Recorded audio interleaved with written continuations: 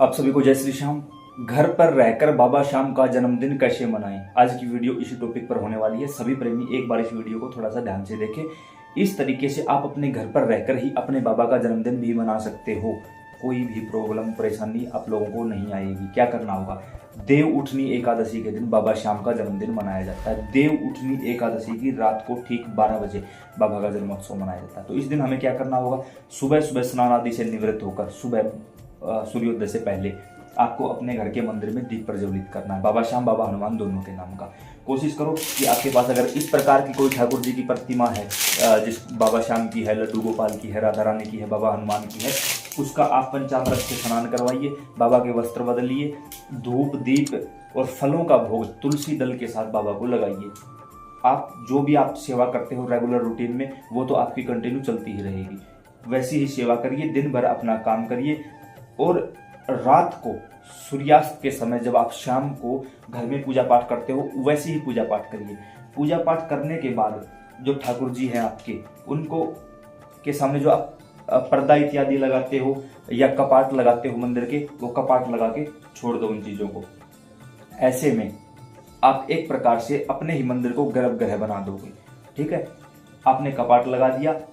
शाम के समय आप अपने ही घर के मंदिर के पास बैठ के भगवान का भजन करिए। अपने घर के मंदिर को इस तरह सजाइए जैसे हम अपने बच्चों के जन्मदिन पर उस मंदिर को सजाते हैं। ऐसे में हो सके तो पूरा परिवार एकत्रित होकर। काफी प्रेमियों का ये भी सवाल रहा, भाई केक मंगवा सकते हो? बिल्कुल ला सकते हो, कोई प्रॉब्लम नहीं है। और ऐसे में केक जो होगा वो मिश्री और मावे का होगा, या फिर आप घर पे भी बना सकते हो। मक्खन और मिश्री का केक घर पर भी आप लोग बना सकते हो। गुब्बारे इत्यादि लगाइए, चारों तरफ जितना हो सके उतना चहल पहल करिए, पूरे घर को सजाइए, दीपक जलाइए। रात को जैसे ठीक 12 बजे उस समय पर आप मंदिर के कपाट खोल दीजिए।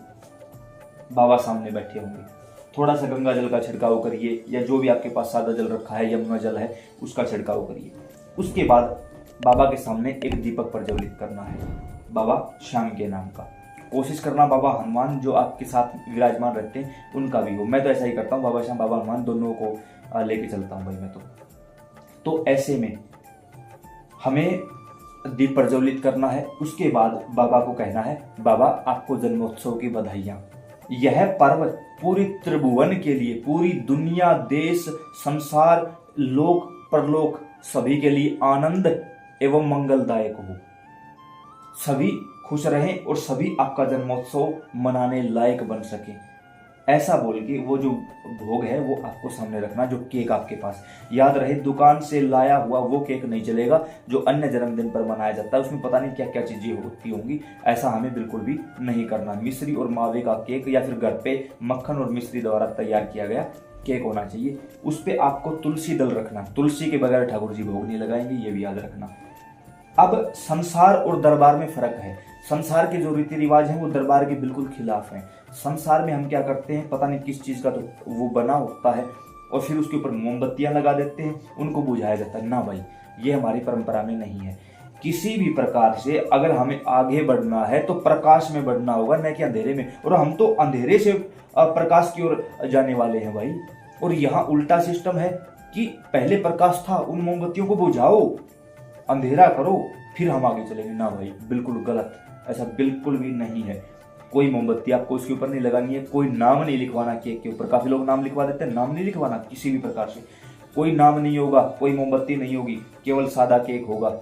दीपक जलाओगे आप, पहले दीप प्रज्वलित होगा, उस प्रकाश में, दीपक के प्रकाश में चम्मच से, चाकू से कोई नहीं होगा, ना ही कोई आर्टिफिशियल चाकू होगा, ना ही कोई घर का होगा, केवल चम्मच होगी।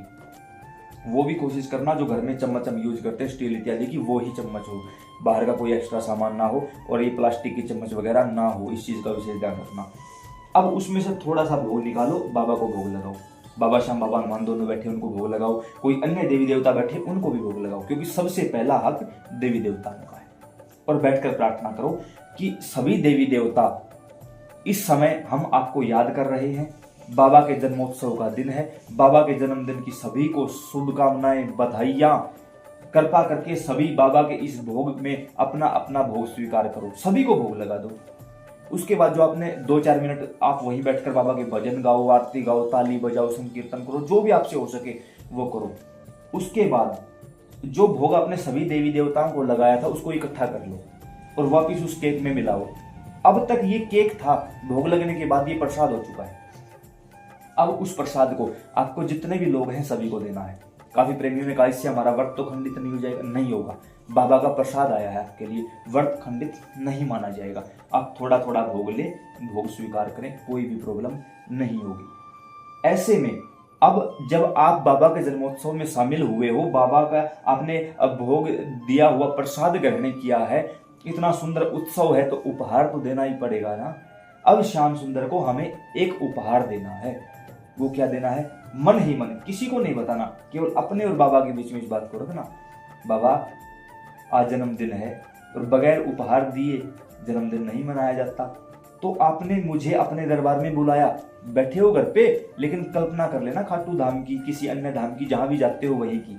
आपने दरबार में बुलाया, धाम पे बुलाया, आभारी हूं। अब एक उपहार देना चाहता हूं। किसी लायक हूं तो नहीं, क्योंकि देने वाले तो आप हो, लेकिन मेरे पास भी कुछ है और वो मैं आपको देना चाहता हूँ। वो क्या है?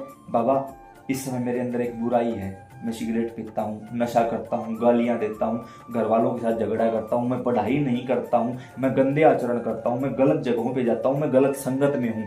आज मैं अपनी गलत संगत आपको देता हूँ, अपनी बीड़ी सिगरेट आपको देता हूँ, अपना नशा आपको देता हूँ।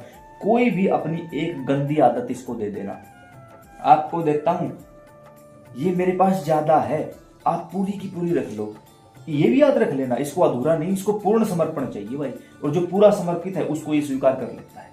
इसी प्रकार कि बाबा मेरे अंदर ही सिगरेट किया ना, ये नहीं कहता कि दिन में 5 पीता हूँ, 2 तू पी लिया कर, 3 मैं पी, नहीं, ऐसा नहीं। 5 की 5 तू रख ले, मैं नहीं रखूंगा अपने पास। तेरे तू दाता है, दुनिया को देखता है, मानता हूं, लेकिन मेरे पास भी कुछ है। आज मैं दूंगा तुझे और तुझे लेनी पड़ेगी। मेरी एक बुराई है, वो ले ले बाबा। उपहार स्वरूप देता हूं और उपहार में दी गई वस्तु कभी मना नहीं करते। बाबा स्वीकार कर ले।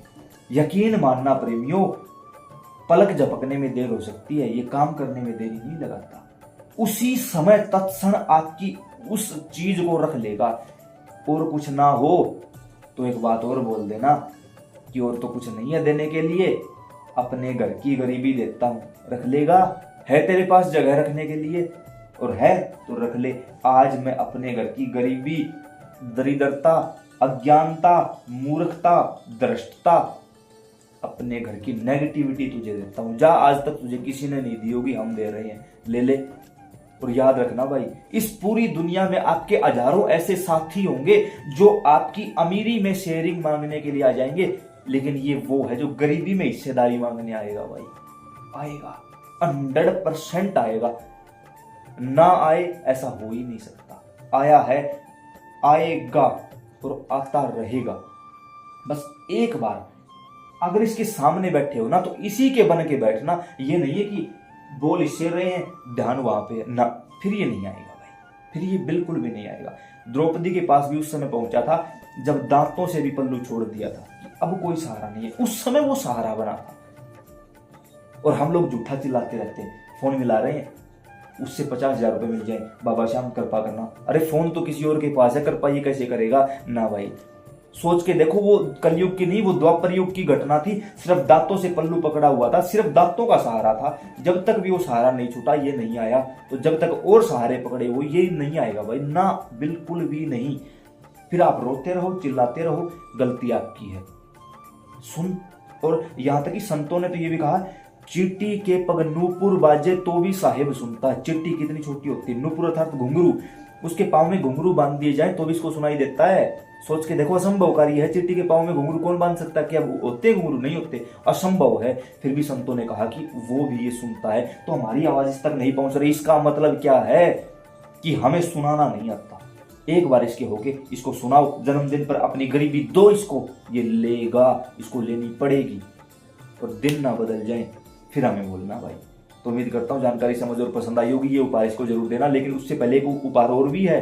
इस वीडियो को इसके जन्मदिन से पहले लाखों लोगों तक पहुंचाओ, ताकि वो सभी अपनी एक किसी भी प्रकार की गंदी वस्तु इसको दे दे। हमारी नजर में जो गलत है वो ये लेके शुद्ध कर देगा। प्रार्थना है अन्य लोगों के पास जरूर शेयर करें। सीताराम।